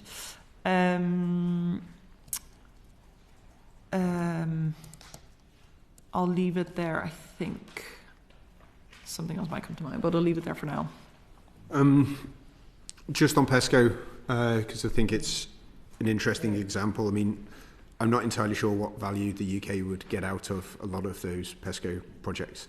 I think the opportunity for the EU post the invasion of Ukraine in 2022 to actually probably reduce them by well over a half. I think PESCO is the right option because the EU has always struggled to do top-down defence and security initiatives. PESCO was different in terms of being a bottom-up initiative, but I think the execution was poor in terms that it proliferated to about 64 open projects, I think. And when you have the yearly 62, yeah. I mean, when you get the reviews of these things, I mean, some of them are just not viable. The user requirements have changed. They're sometimes given to member states because they want to sort of to lead something. And actually, I think PESCO should have actually probably been about 5 projects initially, which was very clear what the EU lacked because it was what they had to borrow from the US to operate in Africa in terms of air-to-air refueling, intelligence, surveillance, reconnaissance, and strategic lift. So I'm a bit sceptical as the value that the UK could get out of PESCO as a whole, although there's a couple of initiatives within that the UK might benefit from. There's other options as well. So there's OCCAR, the Joint Armaments Cooperation in Europe. That is a subset, effectively a subset of the EDA, not an EU construct. But it's with very serious defence and security actors, principally within defence industry. A lot of our capabilities, joint capabilities that we have developed with Europeans have come from OCCAR. It's treaty based. We are a leading member, a founding member of it. That's another option. So I mean, while I agree that on certain things that the UK might want to plug into EDA, PESCO, EDF, I think at the moment, or particularly in a transition period, the UK would get far more valuable out of OCCAR. And then on the operations side, not the industry side, in terms of third-party participation in CSDP, I just think it's important to note that even as a founding member of what was then ESDP, I mean, we didn't use the mechanism that often as the UK. So again, saying that, well, this would deliver great value, great benefit to the UK, I'm not too sure. That said, we don't know what's going to happen in the future, so the ability to then use those mechanisms in the future, well, I mean, it's better to have an agreement that you've got to and trust for that to happen. So I just think that, word of caution and sort of realism about what the UK can expect to actually, in terms of getting value out of EU security structures. I mean, what I would just add to that is that where I think it does add value is that it helps ensure that UK priorities are understood. And it is a useful mechanism for doing that. And also, it's not legally binding. So any parts of the project that the UK is not interested in, it doesn't have to join. So just a caution on that. I did just want to briefly, and the member has left unfortunately, but just your point on your opening point reminded me of this. I'm not across the detail on this, but where I do think the UK leaving the EU has had a big impact is specifically on policing operations, access to the European arrest warrant and other kinds of databases, and that obviously does have a direct impact on security. So there's a lot more that could be said on that. I'm not the best person to ask, but I do just want to put that on the record as well. Brilliant, thank you. You've covered an awful lot of ground actually in your answers. Especially about the EDF, and I note actually most of the restrictions that we're suffering are restrictions that the UK itself wrote. So you may wish to comment on that, but just are there specific areas that access to the EDF could benefit us? Like there are interesting challenges with, like, for example, satellite communications, where the UK is the leading provider of some of those services. Those services are spread or delivered across Europe through security arrangements or industrial arrangements that are pan-European. Is the current arrangement something that's blocking our ability to progress some of those agreements? So part of the challenge at the moment is, of course, the UK's disagreements with Spain over Gibraltar, which has slowed down being able to sign an administrative agreement, which has complicated things. But I'm positive that will be overcome at some point. And I think this is why this is so important. The UK has significant defence industries and with significant expertise. So being able to collaborate on those joint capability development is essential. What some of the issues are is around, at the same time, the EU's restrictions on what can be export licenses, intellectual property rights and things like that. There is just a bit of an element of that's just how it is. And to be able to get the kind of greater cumulative benefit, that just has to be accepted in the same way that other third countries have been willing to accept those constraints. Well, thank you very much. The final segment that we want to go on is gaps in European defence capabilities, and in particular NATO's capability targets. Lincoln Jopp, please. Yeah, you both talked about capability gaps. In particular, in answer to Ian's question about the white paper and not duplicating NATO's work in terms of capability gaps, and Ed in terms of the specific hard-end capabilities that had to be borrowed from the Americans. You alighted on some of them. It strikes me that it's quite tempting to sort of dive into, when I ask the question, where are the biggest capability gaps, in European defence, it's quite tempting to sort of focus in on sort of hard bits of kit, if you like. But in both of your answers, I was sort of just noting down, there are a number of the softer aspects of capability, or such as money, agility, will, trust, legal parameters and industrial capacity, which all go into, that they seem to be in fairly short supply in certain instances. But so could I just get your take on where the capability gaps are, both in terms of the sort of the hard bits of kit and capability and some of the supporting elements there too? Yes, I mean, I think you're absolutely right, and we shouldn't just focus on sort of those heavy metal aspects. The issue is, for a number of years, and I don't think it's just what we refer to as the peace dividend. It's also the fact that a lot of European nations were spending on the wrong type of equipment for the wrong type of operations, which we had quite an enthusiasm for, particularly after September the 11th. And we're now course correcting. I think all of those issues about sort of will, leadership, trust that you sort of mentioned as well are in short supply, because actually it wasn't 2022 where Europe woke up to this and started to sort of move back to defence and deterrence. It was 2014. And when you look at, particularly in defence spending, that started within the UK as well. The then chief of the defence staff, I don't think at this committee, I think Joint Committee National Security Strategy, admitted that the Afghanistan had bent the army out of shape and needed to change. Within the Strategic Defence and Security Review 2015, Joint Force 2025, which was for a full sovereign warfighting division, it should be ready this year with air and naval enablers. It's going to be probably after 2030 on current estimations. So it's very, very slow to pivot on back to defence and deterrence, and that is because of an over-reliance on the US. One of the sort of founding principles of the NATO defence planning process is you never want to rely on anyone for more than sort of 50% of a key capability. But in terms of the US, in terms of intelligence, surveillance, reconnaissance as well, especially things that can operate in the north, in the cold, we are wholly reliant on the US. And those are exactly those types of capabilities which are likely to shift over towards the Indo-Pacific. But also it's not just about those individual items in terms of heavy metal, it's about getting them east to west and west to east. And actually, I think after the invasion in 2022 in Ukraine, that was one thing that was particularly highlighted. I remember a couple of US officials coming through London and sort of discussing about the war, and they were very annoyed at the Europeans. And the fact, particularly at this, I mean, I don't think it was just a French example, but the fact that the US could move equipment from mainland US into Europe and Ukraine quicker than the French could get equipment into Ukraine. And also that when they volunteered to create the EFP, now Forward Land Forces, in Romania.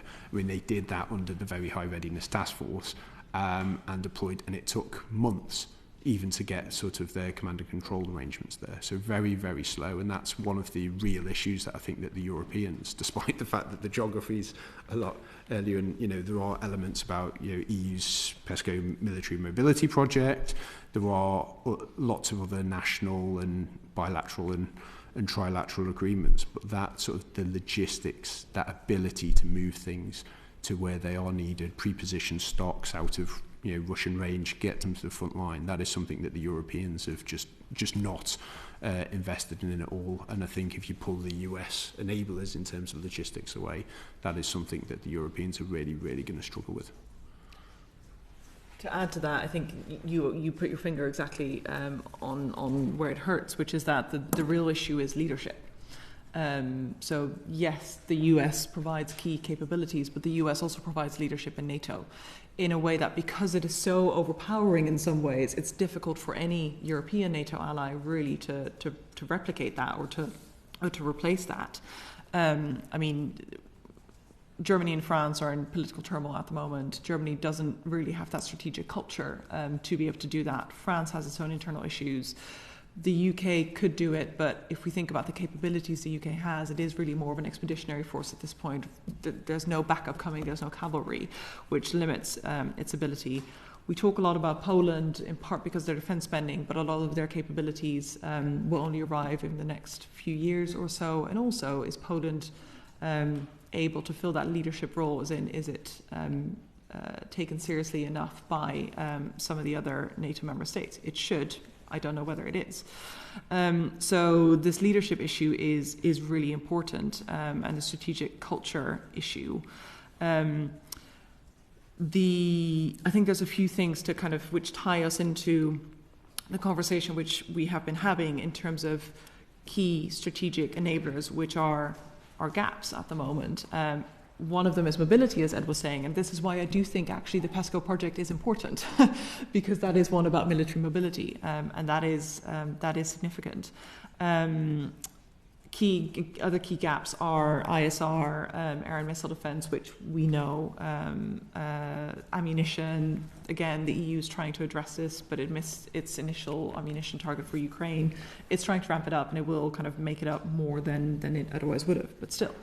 So, and then the other thing is just investment in infrastructure. And I think Germany is a good example of this, where it hasn't invested in infrastructure in ages, which just means that there aren't enough, or rather there are too many bridges that can't support tanks riding over them.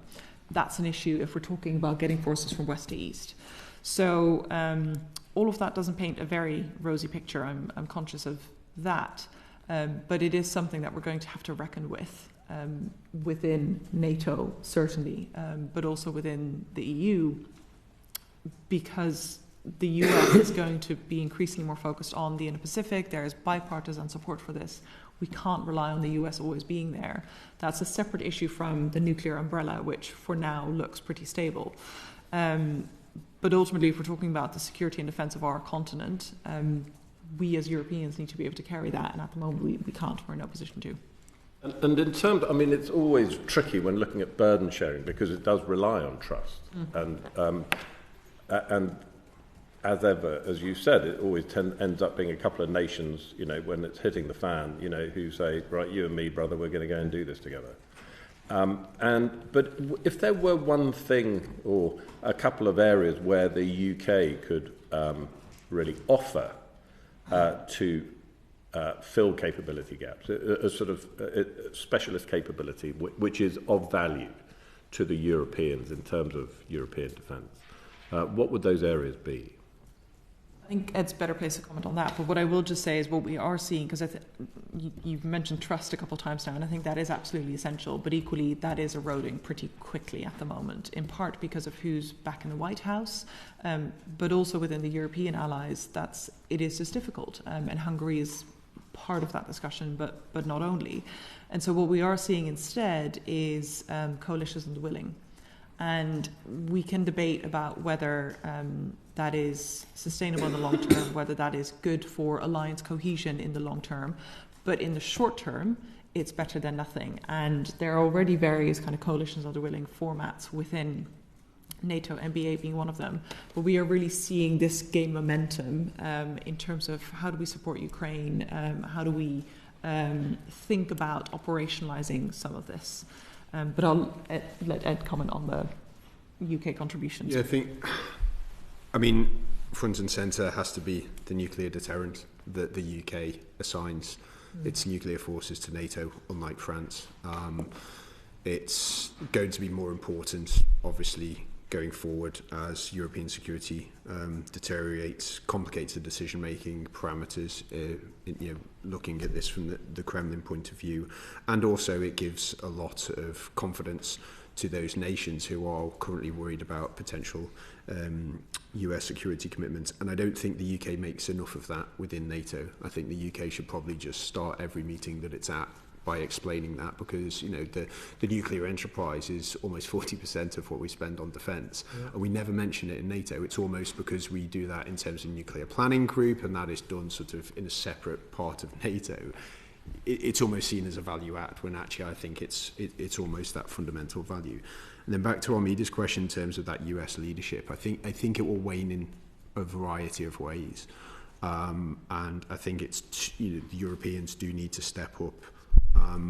In terms of the 360-degree approach that was signed off at the NATO Warsaw Summit in 2016, so that's sort of thematically and geographically that everyone should be able to do everything around.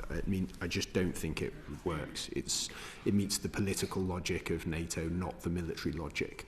So much so that you had Italian troops exercising up in the high north, taking 3 months to deploy, 4 months to recover.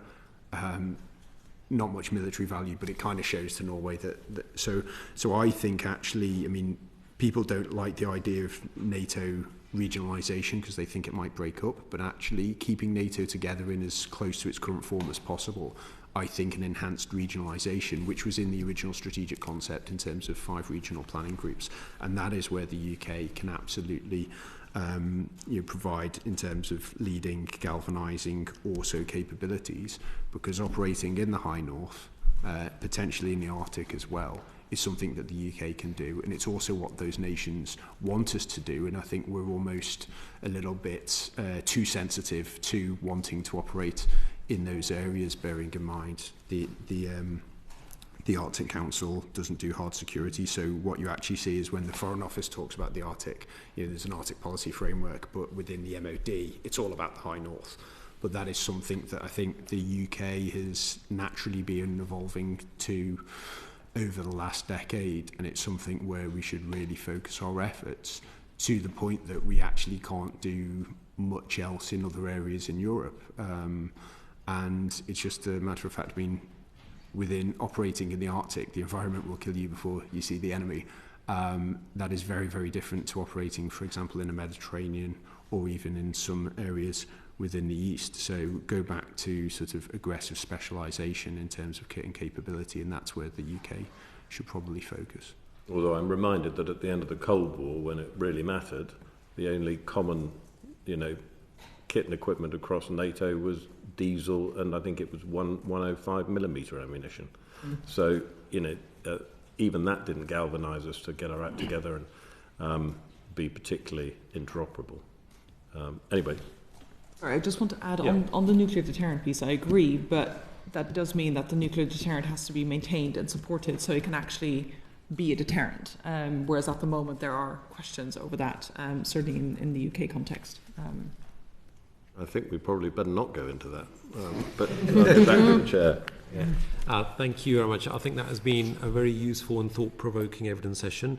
My gratitude to your good self, Armida Van Rij, as well as Ed Arnold, for your thoughts today, which will help to ensure that our inquiry into the UK contribution to European security has been significantly strengthened.